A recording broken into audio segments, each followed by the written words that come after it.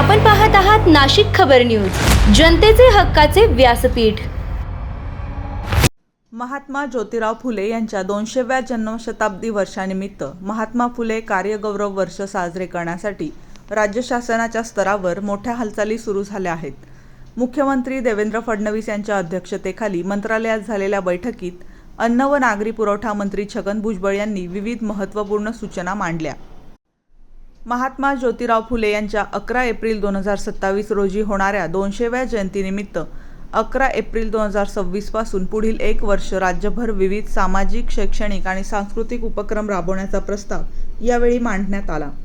या बैठकीस उपमुख्यमंत्री एकनाथ शिंदे यांच्यासह इतर मंत्री आणि वरिष्ठ अधिकारी उपस्थित होते।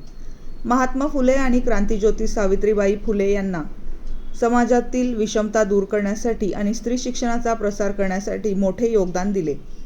त्यांच्या विचारांचा प्रसार करण्यासाठी राज्यभर विचाररथ, व्याख्यानमाला, शाळांमध्ये स्पर्धा तसेच स्मारकांच्या विकासासारखे उपक्रम राबवण्याची सूचना करण्यात आली आहे।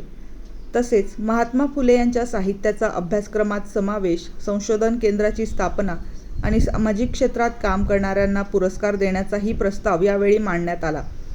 महात्मा फुले यांचे विचार आजही समाजाला दिशा देणारे आहेत।